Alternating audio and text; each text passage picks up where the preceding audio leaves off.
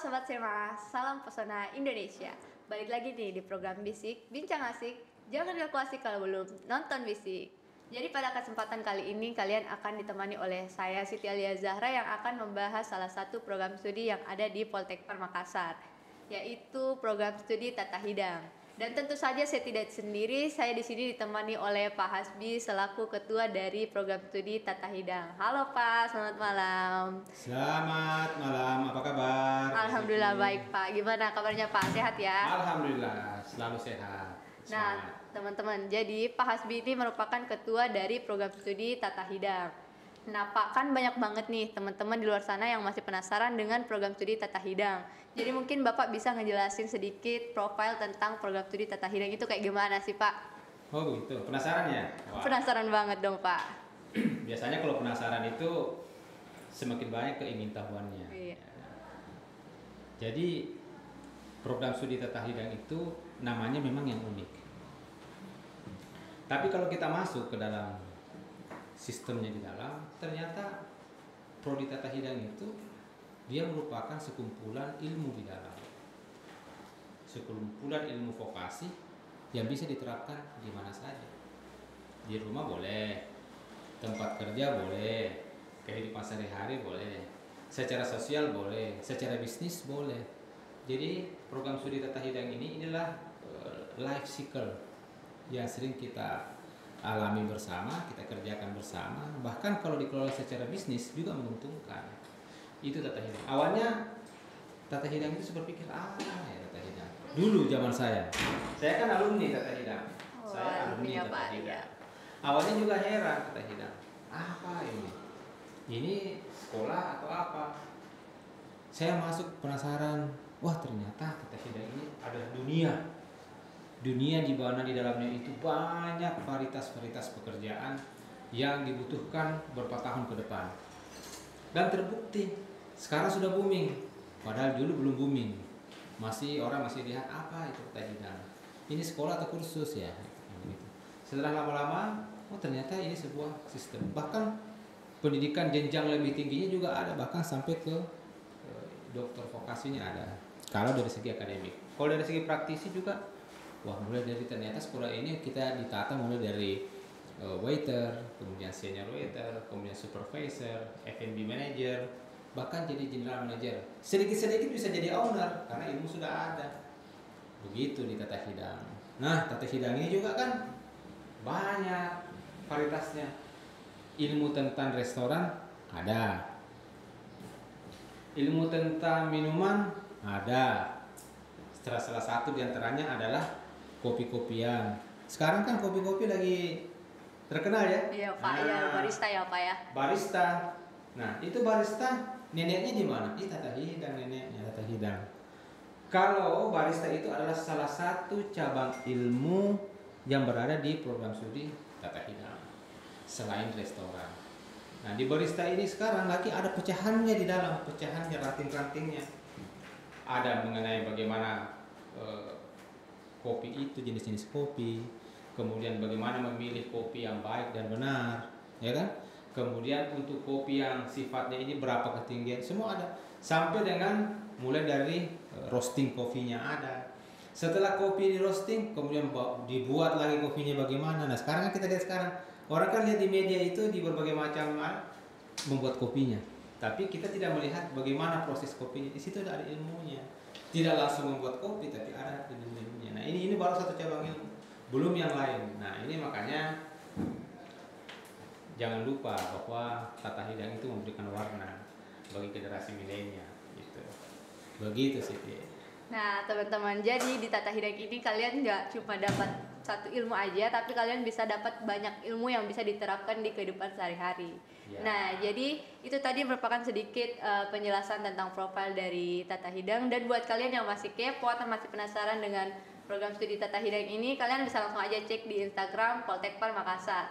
Karena di sana ada banyak banget info terupdate terkait program studi Tata Hidang. Nah, Pak, jadi kan tadi kita udah bahas tentang profil dari Tata Hidang. Kalau buat sistem perkuliahannya sendiri di Tata Hidang itu kayak gimana sih, Pak? Wah, kalau di Tata Hidang kita ini sekolah sambil bermain. Mainnya di mana? Mainnya buat kopi, Mainnya di mana? Kita membuat campuran minuman mixologi. Mainnya di mana? Ya kita bermain di restoran. Apa yang dimainkan? Ilmunya di sana ada. Artinya apa?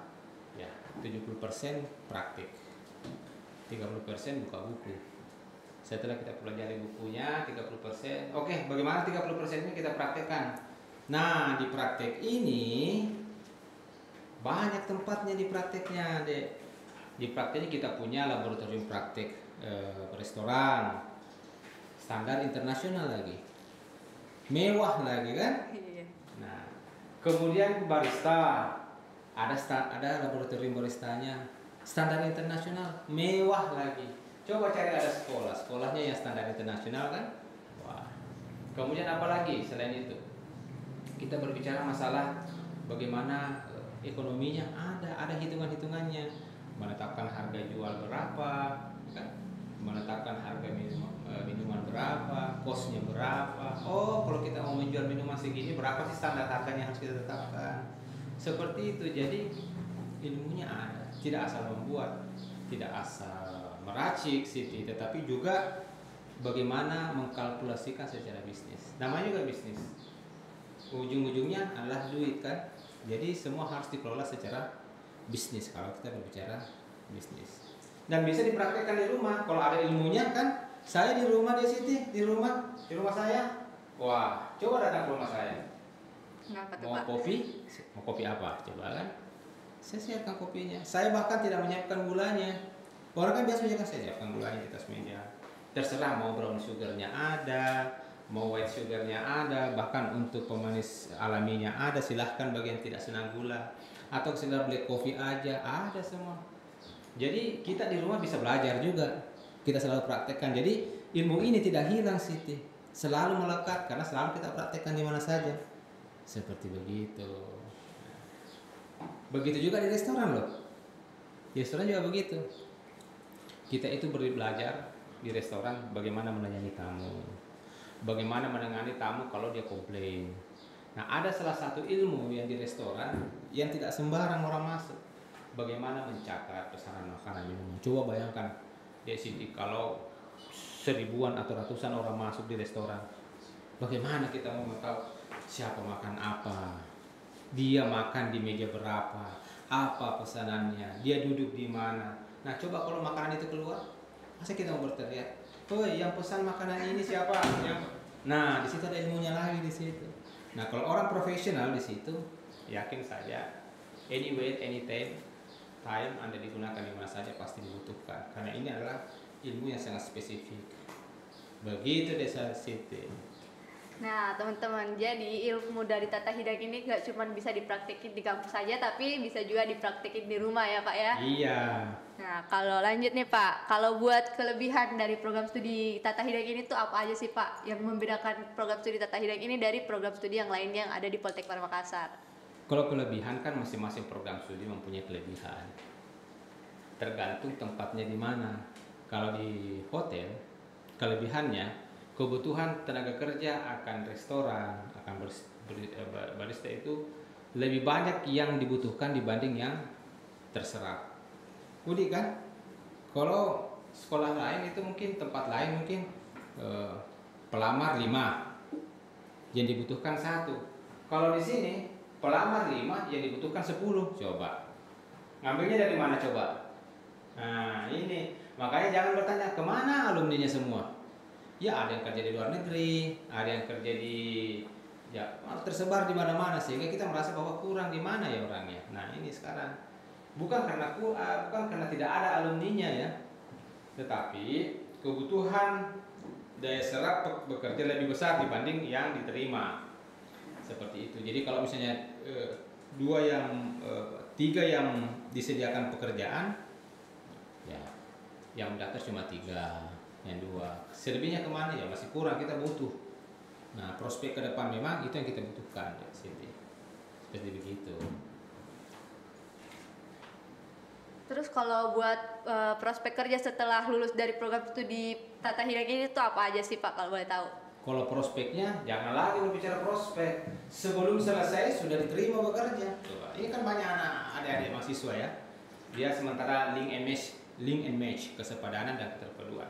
Jadi mungkin dia kuliah pagi, sore atau malam dia kerja di hotel atau di restoran seperti itu. Jadi alat ukurnya di situ. Apalagi kalau sudah selesai.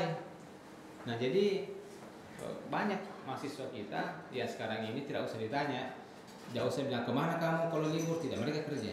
Di mana pada sore hari, jangan cari di rumah setelah pulang kuliah. Setelah pulang kuliah masuk ke hotel, masuk ke tempat kerja, seperti begitu di situ. Jadi prospeknya luar biasa. Wah teman-teman, jadi prospek kerja buat setelah lulus dari Tata Hidang ini banyak banget. Jadi kalian nggak usah khawatir buat mendaftar di Tata Hidang, karena setelah lulus kalian bisa kerja di banyak banget hotel-hotel ataupun bar di luar sana, kafe-kafe. Terus kalau buat fasilitas nih Pak, fasilitas apa aja sih yang disediain Tata Hidang ini buat mahasiswa-mahasiswanya? Fasilitasnya banyak. Laboratoriumnya ada. Nah, fasilitasnya ya, dari segi fasilitas peralatan kita punya laboratorium praktek, ada laboratorium praktek restoran, ada laboratorium bar, ada laboratorium barista. Kemudian selain fasilitas itu yang kita dapatkan, kan ujung-ujungnya nanti kalau selesai kan ada nggak ijazah? Fasilitasnya ada. Ada lagi tambahan lain. Tambahan lainnya selain ijazah adalah kompetensi. Begitu adik-adik selesai, tidak usah khawatir. Kita punya standar kompetensi yang dikeluarkan oleh BNSP, Badan Nasional Sertifikasi Profesi, sebagai alat untuk mengukur bahwa adik-adik ini sudah siap bekerja, sudah siap kerja di tempat di mana saja. Seperti begitu. Jadi banyak lagi fasilitas-fasilitas lain yang disediakan di kampus kita. Lebih dari itu banyak fasilitasnya. Seperti begitu. Kalau buat kriteria buat masuk di program studi Tata Hidang ini Pak, apakah ada kriteria khusus buat mendaftar di program studi Tata Hidang ini? Kalau kriteria itu yang penting dia senior high school dan sederajat, sudah tamat SMA, SMU, SMK ya, sederajat bisa masuk. Nanti masuk ke dalam nanti kita ada namanya proses ya, proses pembelajarannya di sini sehingga dia diharapkan nanti pada saat di akhir perkuliahan dia sudah unggul, bisa siap ditempatkan kerja di mana saja. Seperti begitu deh situ. Wah teman-teman, jadi di program studi Tata Hidang ini kalian biarpun lulusan dari SMA maupun SMK sederajat itu tetap bisa mendaftar di program studi Tata Hidang. Nah Pak, kalau buat pelajarannya nih Pak, bisa nggak sih di-spill apa aja sih yang dipelajari di program studi Tata Hidang ini? Banyak. Kita akan belajar tentang mata kuliah ya, mata kuliah Tata Hidang seperti bagaimana operasional restoran, operasional bar, operasional perhelatan, ya. Kemudian manajemen bisnis restoran, kemudian aplikasi bisnis restoran yang sekarang dipelajari. Kemudian selain di aplikasi, kenapa di aplikasi? Karena diharapkan mahasiswa selain bisa bekerja, dia juga bisa bermental entrepreneurship. Dia bisa tahu hitungan-hitungan bagaimana sih sebenarnya mentalnya ketika kita ingin membuat usaha. Jadi bukan cuma sekedar hitungan-hitungan di sini, tetapi mentalnya itu dibentuk. Jadi dia bermental entrepreneurship seperti begitu. Yang diharapkan seperti itu deh. Kalau buat SPP nih Pak, SPP di program studi Tata Hidang itu berapa sih Pak? Apa sama aja dengan program studi yang lainnya atau beda nih Pak? Itulah hebatnya di Poltekad Makassar. Dia itu sekolah bergengsi. Kenapa saya katakan dia bersekolah bergengsi, standar internasional ya, bukan standar nasional, sudah standar internasional. Apa buktinya? Dia sudah mendapatkan standar nasional TEPQUAL ya, yang dikeluarkan oleh Spanyol, bahwa sekolah ini sudah bertaraf internasional. Nah tentu saja kalau dia sekolah keren seperti begini, dia kan sekolah negeri. Dia itu disubsidi oleh negara. Jadi negara hadir dalam rangka mencerdaskan kehidupan bangsa. Itu kalau mau hitungannya di situ ya, itu besar loh sekolah kuliah di Poltekad Makassar. Wah, mahal ya Pak? Mahal. Mahal Kalau di swasta itu bisa saja menjadi 30 juta per semester. Tapi di Poltekad Makassar sebaliknya. Berapa tuh Pak? Dia hanya 1,4 ya? 4 SPP-nya. Wah teman-teman. Nah, bukan berarti bukan murah, tetapi dia disubsidi oleh negara. Prakteknya disubsidi oleh negara. Jadi mahasiswa di sini hanya dibebani SPP sekitar 1,4. Jadi sekolah ini adalah sekolah bergengsi. dan rugi. Sangat sayang sekali sekolah ini tidak dimanfaatkan oleh generasi-generasi milenial yang mau masuk ke dalam dunia-dunia, baik di dunia bisnis, dunia usaha atau dunia kerja. Ini tepat momennya bagus di sini. Buktinya saya kok saya kan alumni kan? Oh, Pak alumni dari sini ya, Pak ya. Masa bukan alumni? Alumni saya. Alumni tata hidang lagi. Wah. Nah, apakah alumni tata hidang tidak bisa sekolah? Saya sekolah. Contohnya saya sekolah kan dari diploma 1, diploma 2, lanjut lagi diploma 3, ambil lagi S1-nya. Enggak bos, capek kerja di hotel apa segala. Kemudian karena keahliannya dipanggil lagi bergabung di Hotel Parmaka sebagai dosen. Ngambil S2-nya, bahkan sudah selesai S3-nya. Jadi secara akademik bisa, di praktek kerja di industri bisa diuji, pasti bisa diuji kalau di lapangan ya. Nah teman-teman, jadi SPP di Tata Hidang ini sama aja dengan program studi yang lainnya, yaitu cuma 1,4 juta aja. Nah Pak, kalau untuk menurut Bapak nih, gimana sih kampus ini bisa mendukung pengembangan soft skill dengan keterampilan praktis yang dibutuhkan dalam dunia kerja melalui program studi Tata Hidang ini? Dunia praktis sudah otomatis. Di dunia praktis ini, apa yang didapatkan di industri pasti diproses di kampus. Sebab apa? Kita sering mengundang tamu-tamu stakeholder ya, bagi GM yang datang ke kampus. Kan GM dengan rata-rata middle manajemen dan top manajemen itu kan kebanyakan juga alumni. Jadi ya 60% kali ya, 70% yang terserap di industri kan alumni. Jadi kita ada pertemuan untuk melihat apakah progres yang didapatkan di kampus itu sudah linear di industri. Ternyata sampai sekarang ini Siti connect banget. Bahkan ekspektasinya di industri itu sangat dibutuhkan oleh pihak industri. Bisa kita lihat di hotel-hotel itu adik-adik mahasiswa kan masih ada yang praktek, bahkan ada yang sudah kerja. Belum selesai sudah kerja dipakai industri. Seperti itu. Jadi itu menandakan bahwa dia cocok banget, pas banget, materinya cocok, kurikulumnya cocok, kemudian implementasinya di industri juga sangat pas, seperti begitu. Ini tidak perlu lagi dilakukan. Dosen-dosennya pun demikian, oke semua, linear semua. Nah Pak, terus apakah ada proyek atau kegiatan khusus yang dilakukan oleh mahasiswa dalam program studi Tata Hidang ini yang bisa memberikan pengalaman langsung dalam industri terkait? Ada banyak, misalnya dia melakukan praktek kerja lapangan. Selain melakukan praktek kerja kan, mahasiswa kan pada saat di semester 3, semester 4, dia itu praktek kerja lapangan PKL selama 6 bulan. Kemudian sekembalinya 6 bulan ke kampus lagi, kuliah 3 bulan, praktek lagi 3 bulan industri. Jadi praktis kurang lebih 1 tahun dia praktek di industri. Selain itu, ada juga yang dikatakan kegiatan pengabdian kepada masyarakat. Jadi pengabdian kepada masyarakat itu adik-adik mahasiswa ke lapangan, ke masyarakat, mengadakan sosialisasi, kegiatan, aktivitas di masyarakat. Kalau di Tata Hidang kan bagaimana membuat kemasan, ya, kemasan makanan, kemasan minuman, salah satu bentuk layanan dari Tata Hidang.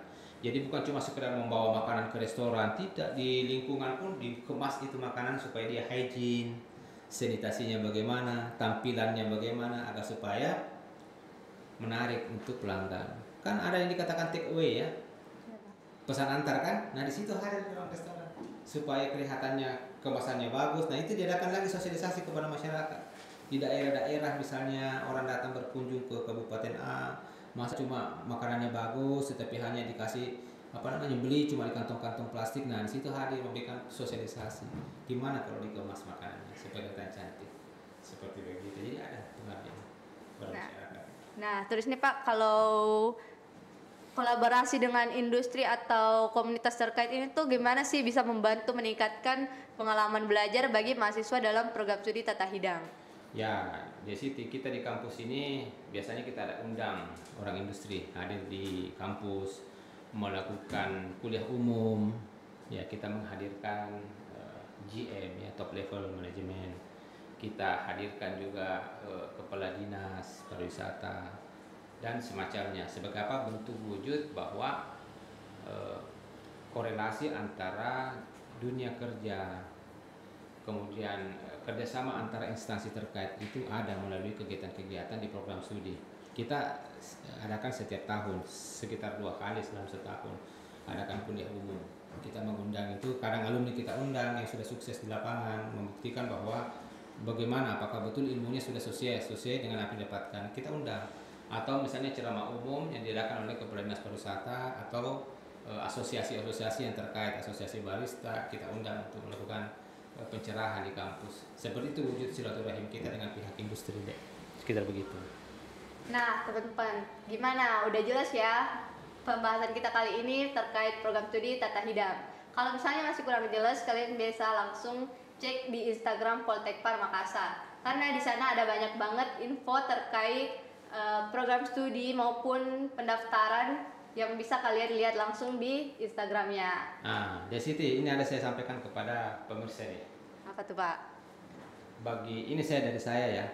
Bagi ada pendaftarnya yang mau masuk ke program Tata Hidang, saya beri fasilitas free pendaftarannya. Ya, kamu bayar pendaftaran nih. Berapa pendaftarannya?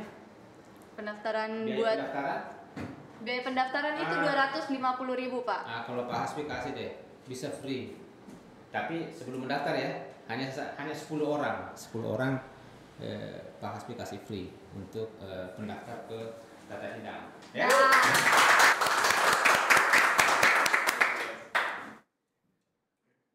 Nah, udah nggak kerasa saya dan Pak Hasbi udah menemani teman-teman sekalian sekitar 1 jaman lah ya. Di sini saya mau berterima kasih kepada Pak Hasbi selaku ketua dari program studi Tata Hidang yang sudah mau meluangkan waktunya buat datang di BISIK kali ini. Semoga apa yang dijelaskan oleh Pak Hasbi bisa menjadi motivasi buat teman-teman buat bergabung di program studi Tata Hidang. Nah, Pak, sebelum ditutup kita punya tagline nih, Pak. Jadi kalau saya bilang BISIK Bincang Asik, Bapak dan teman-teman di rumah bisa bilang jangan ngaku asik kalau belum nonton BISIK. Gimana, Pak? Bisa ya? Kalau saya bilang BISIK Bincang Asik, Bapak dan teman-teman di rumah jawabnya jangan ngaku asik kalau belum nonton BISIK. Gimana, Pak? Bisa ya? Jangan ngaku asik kalau belum nonton BISIK. Ya, bisa, Pak ya? Bisa. Oke, kita coba ya. BISIK Bincang Asik, jangan ngaku asik kalau belum nonton BISIK. Nah, teman-teman, jangan lupa ya, tadi kata Pak Hasbi ada 10 kota buat pendaftar tercepat yang mau mendaftar di program studi Tata Hidang. Biayanya itu dibiayain oleh Pak Hasbi secara gratis. Gimana nih, Pak, cara ngeklaimnya tuh, Pak? Ya, bisa dihubungi di Humas Poltekpar Makassar. Wah, ayo dong teman-teman, tunggu apa lagi? Langsung aja mendaftar di Poltekpar Makassar, khususnya di program studi Tata Hidang. Yang mudah-mudahan ya, saya tunggu ya. 10 vote ya. Cuma 10 tuh teman-teman, tunggu apa lagi? Ayo dong, langsung aja daftar di program studi Tata Hidang Poltekpar Makassar.